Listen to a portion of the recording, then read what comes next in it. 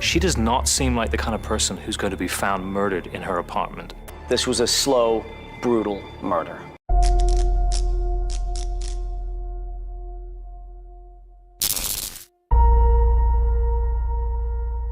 Juliana Redding was found brutally murdered. I can tell you, in 18 years of prosecuting cases, I have never had this much DNA. And yet nobody went to prison. It's the evening of Saturday, March 15th, 2008, Santa Monica, California. The kind of neighborhood that feels almost impossibly safe, close to the ocean. Wide, quiet streets, older buildings with security bars on the windows. Juliana Redding is home. She has no reason to feel afraid. She's been here a while now. She knows her neighbors. She keeps the front door locked. You need a key to get in from outside. There's no reason to think, on this ordinary Saturday evening, that anything is different. Someone is already watching.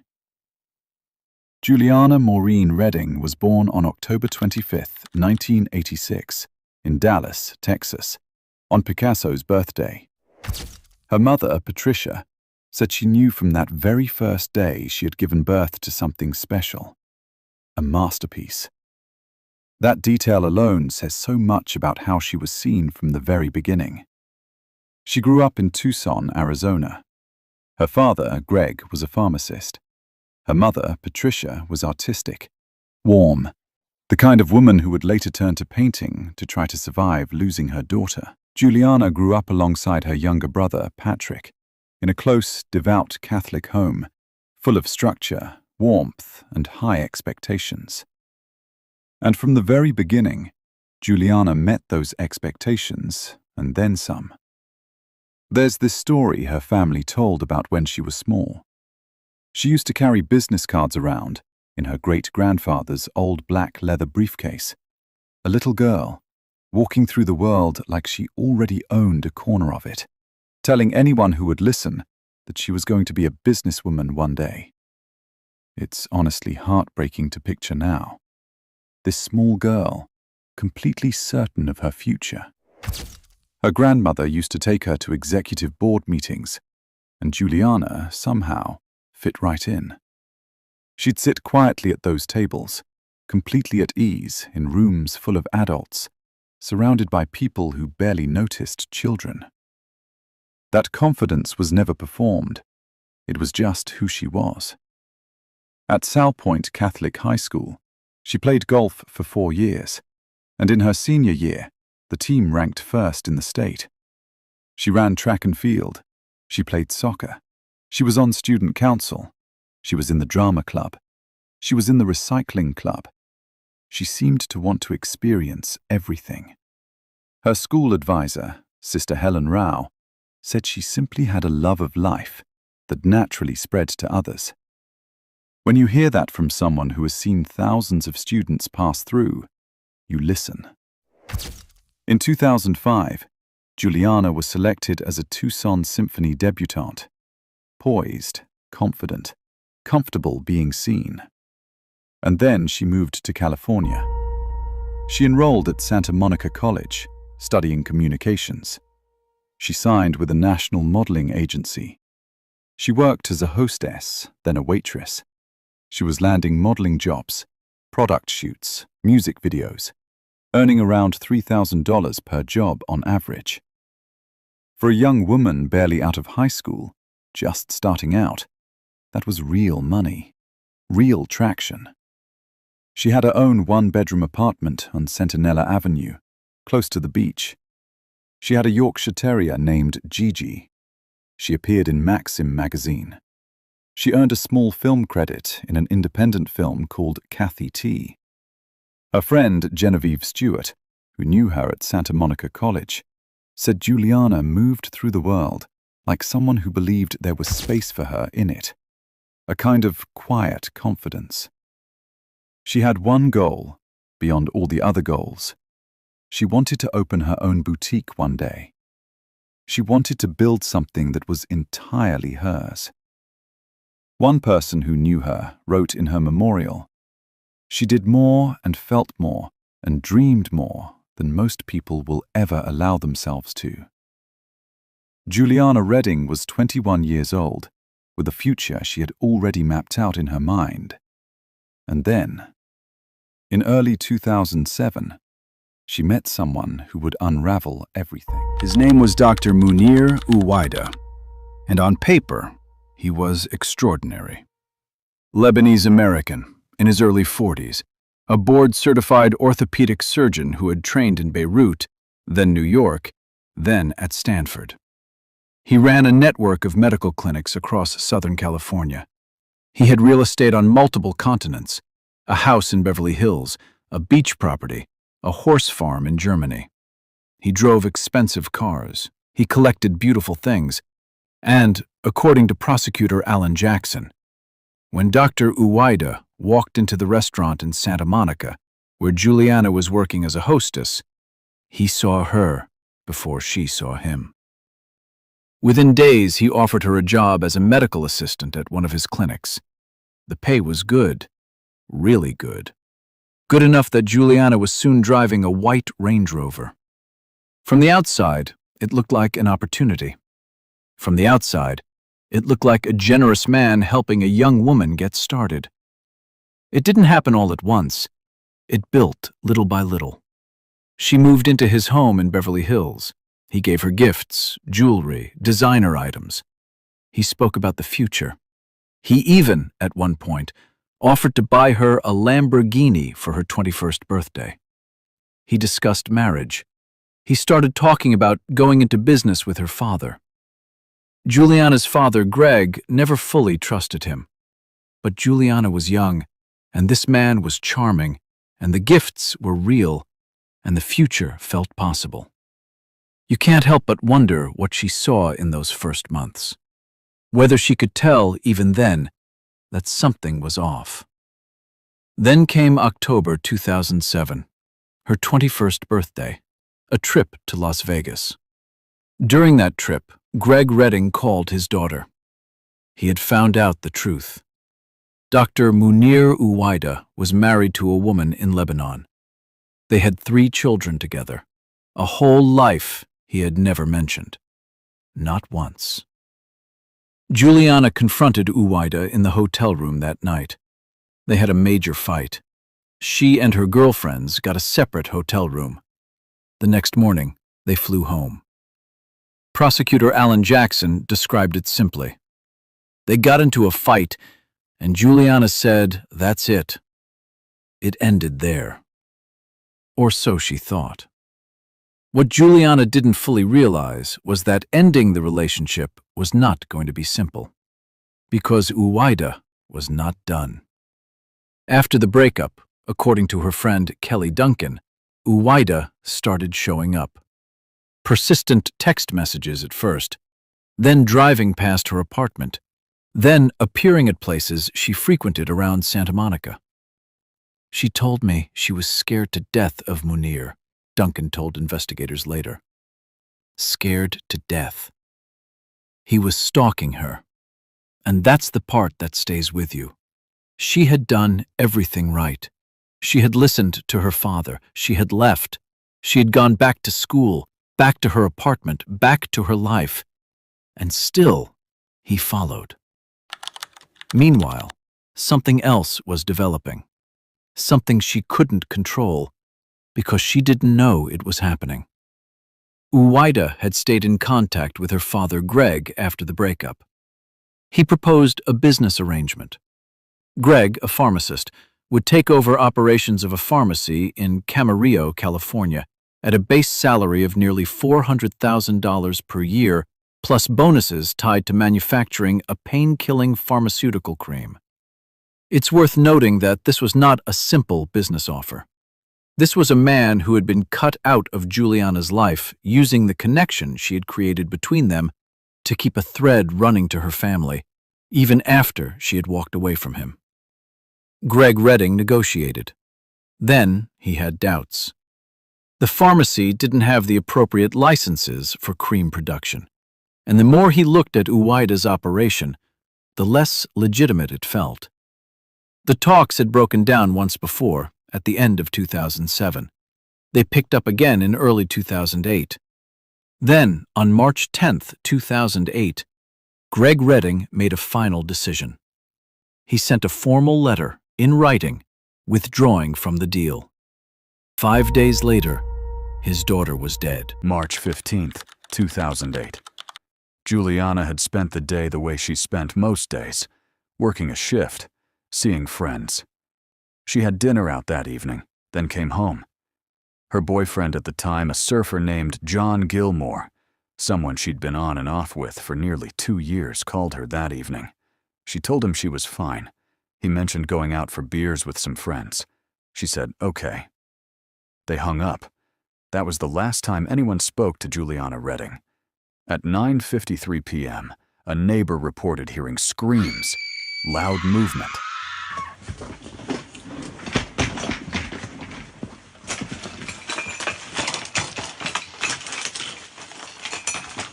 Furniture being pushed or knocked over. The sounds of a struggle moving through the apartment. And then, silence.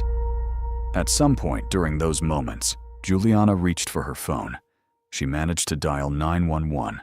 The call was cut off before it connected, cut off before anyone could answer, before help could be sent. She tried. After she was killed, whoever had done this didn't leave immediately. They staged the scene. They turned on the gas stove. They lit a decorative candle on the coffee table.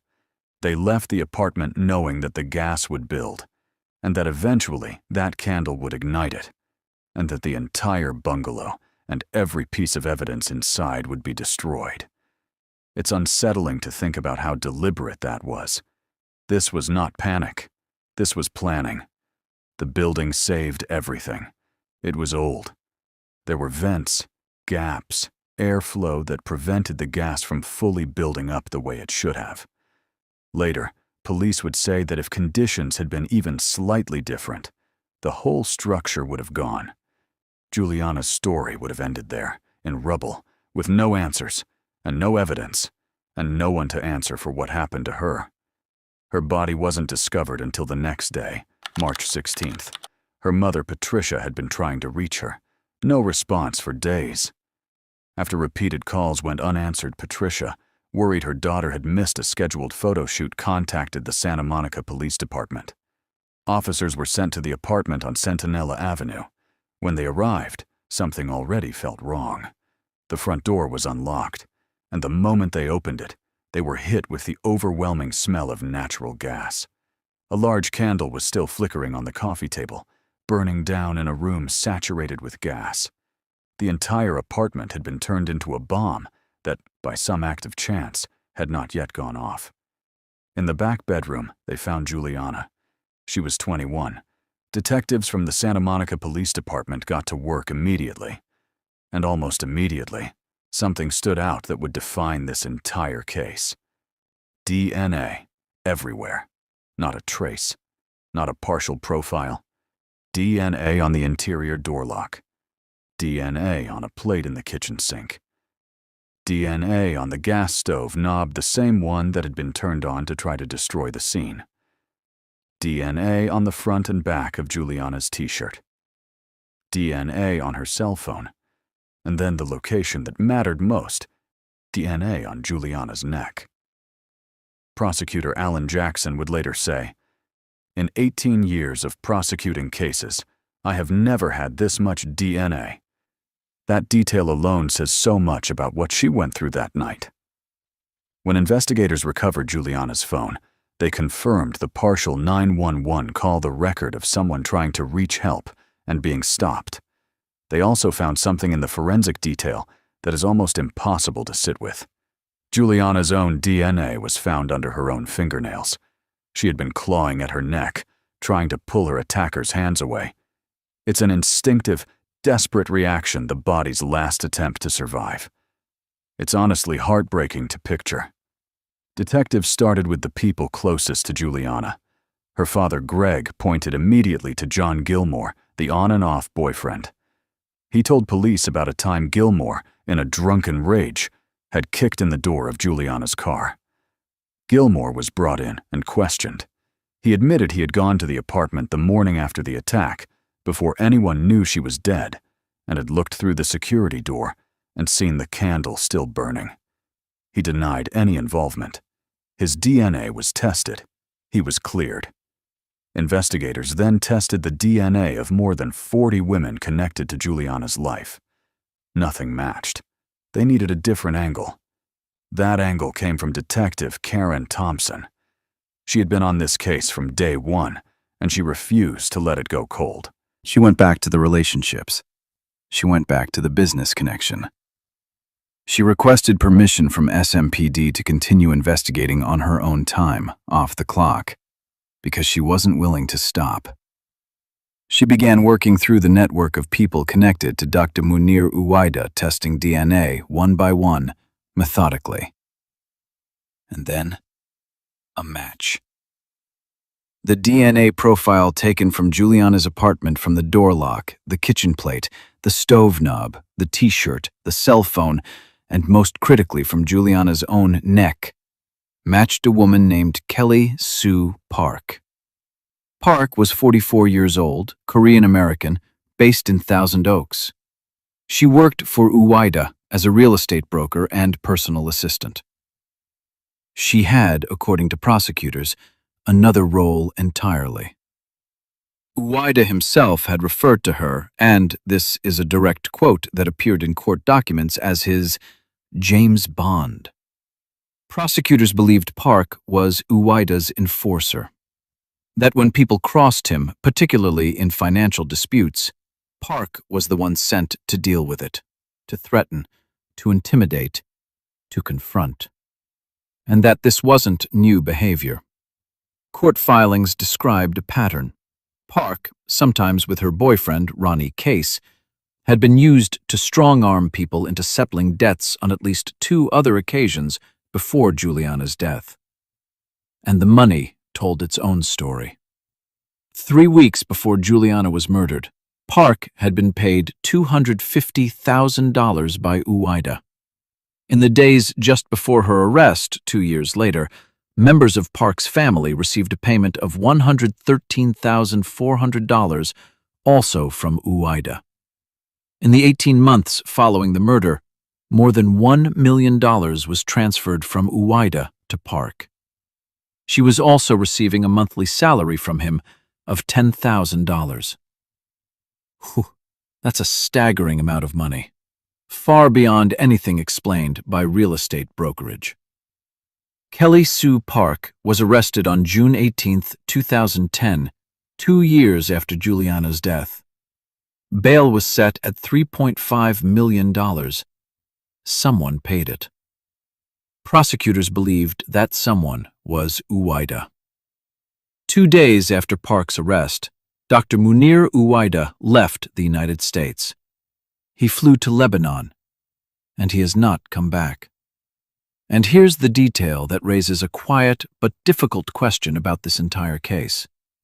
Prosecutors were convinced Uwaydah had ordered Juliana's death, that Park had been sent to Juliana's apartment not necessarily to kill her, but to intimidate her, to send a message to her father about the broken business deal. But when the trial began, prosecutors were not permitted to argue that theory in full. They could not tell the jury about the alleged broader criminal operation.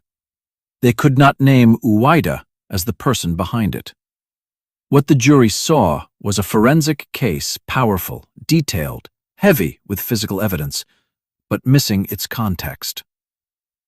It's worth noting, that restriction may have cost everything. The trial of Kelly Sue Park began in mid-May 2013, nearly 5 years after Juliana's death. It was held in downtown Los Angeles before Judge Kathleen Kennedy. It drew national attention. A female defendant, a beautiful victim, a doctor who had fled the country, a mountain of DNA evidence. Deputy District Attorney Stacey Oken-Weiss gave the opening statement for the prosecution. She told the jury what she believed had happened that night. That Juliana had come home after dinner with a friend, that someone was waiting, that Juliana fought with everything she had, and that Kelly Sue Park had strangled her with her bare hands. Juliana Redding spent the last moments of her life trying to save herself from a stranger who beat and strangled her until she had her last breath of air, Okenwies said. Prosecutor Alan Jackson walked the jury through the DNA evidence, 6 separate locations on Juliana's body, her belongings, and her apartment. Expert witnesses explained exactly how each sample had been collected, tested, and matched to Park. The financial records were presented. The $250,000 payment, the $1 million in transfers, the pattern of behavior. The prosecution's theory was clear. Greg Redding's withdrawal from the business deal had angered Uwaydah. Uwaydah had sent Park to confront and intimidate Juliana. Something went wrong. Juliana fought back, and Park strangled her, then staged the scene to cover it up. The defense saw it differently. Park's attorney, George Bueller, kept his argument focused tightly on one concept: reasonable doubt. He acknowledged the DNA. He acknowledged the financial payments. But he told the jury that being at a scene is not the same as committing a murder. DNA tells you someone was there, he said. It doesn't tell you why or what they did. He raised the physical question. Park was 5 feet 10 inches tall, 150 pounds. Juliana was 5 feet 5 inches, 110 pounds. His argument was that the physical evidence of the struggle, the ferocity of it, the injuries sustained, didn't line up with what one person acting alone could achieve. He challenged the motive. He challenged the timeline. He challenged the way the evidence had been handled. On June 4, 2013, after weeks of testimony, the jury, 6 men and 6 women, returned their verdict. Not guilty of first-degree murder. Not guilty of second-degree murder.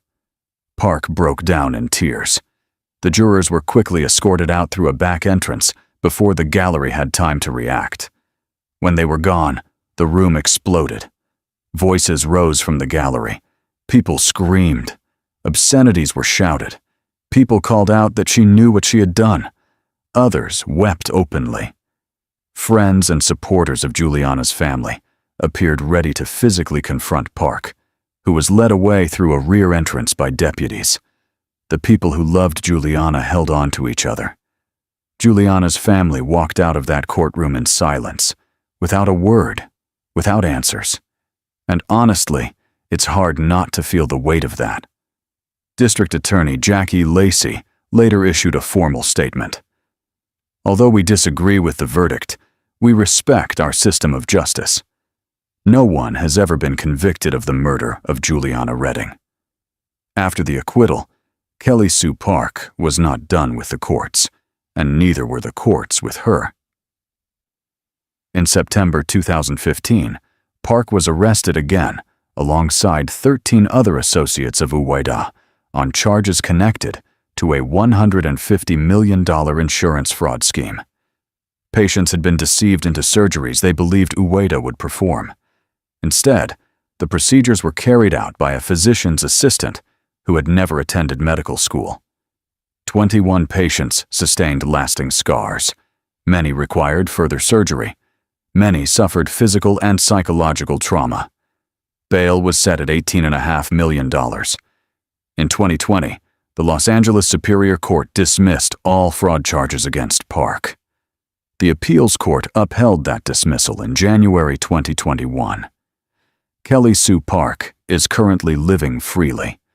She has faced no legal consequences for either the murder or the fraud for what happened to Juliana Redding. As for Dr. Munir Uwaydah in September 2015, American prosecutors announced he had been arrested in Germany. Days later, they admitted that was not true. He was not in custody. His whereabouts were unknown. Court records from as recently as 2023 and 2025 confirm he still resides in Lebanon, formally classified as a fugitive from United States justice. His medical license was revoked in California. His company collapsed. And he is living today with the family, the wife, the 3 children that he kept completely hidden from Juliana for the entire duration of their relationship. And that raises a quiet but difficult question that this case has never been able to answer. If a man can be named a person of extreme interest in a murder, flee the country the day after his associate is arrested, and then live out his life beyond the reach of any court, what does that say about the system that was supposed to protect Juliana? She was 21 years old. She had come to California to build a life. She had a dog named Gigi, a 1-bedroom apartment close to the beach, a boutique she wanted to open one day, and a future that felt entirely possible. She had done nothing wrong. She had, in fact, done everything right, left the relationship when her father asked, moved on, kept her head down, kept building. None of it was enough to protect her. Juliana Maureen Redding was laid to rest on March 28, 2008, at All Faiths Memorial Park in Tucson, Arizona. A service was held at St. Odilia's Church, the church of the city she had grown up in, surrounded by the people who had known her longest. She went home. Her mother, Patricia, nearly didn't survive what came after. She has spoken about not knowing if she would make it through the grief. Over the years, she turned to painting landscapes, athletes, powerful brushstrokes as a way of moving through the pain. She says she is drawn to athletes for their willpower and determination to overcome obstacles. Every powerful stroke, she said, shows she is getting somewhere. That detail stays with me every time I think about this case. A mother, nearly broken, still moving forward, still trying to get somewhere. Friends who wrote in Juliana's online Memorial High School classmates, neighbors who had only met her briefly, people who had known her for years, all said some version of the same thing. That she was magnetic, that she made people feel seen, that she lit up rooms without trying. One person wrote, she followed a dream. And even though she is no longer with us, she did more, and felt more, and dreamed more than most people will ever allow themselves to. Juliana Redding never got the future she had planned. She never opened her boutique. She never finished her degree. She never got to find out what kind of businesswoman she would have become, the girl who had carried business cards in a black leather briefcase since she was small, absolutely certain the world had a place for her. It did. It just wasn't big enough to protect her from the people in it. In legal circles, her case is now studied as an example of the limits of DNA evidence because the science worked perfectly. It identified someone. It placed them at the scene. It told a story. It just wasn't enough. And that gap between what the evidence shows and what a jury must believe beyond reasonable doubt is where this case still lives, where Juliana's family still lives. The Santa Monica Police Department continues to ask anyone with information to come forward. The case file still exists. The DNA profile is still there, tied to her name, sitting in a database. Somewhere, the truth of what happened to Juliana Redding on the night of March 15th, 2008 is known. And the people who loved her are still waiting. That's the part that stays with you. If this story moved you in any way, feel free to leave a comment. It genuinely helps more than you know. And if you're not subscribed yet, this might be a good time. There are always more stories like this, stories that deserve to be told properly.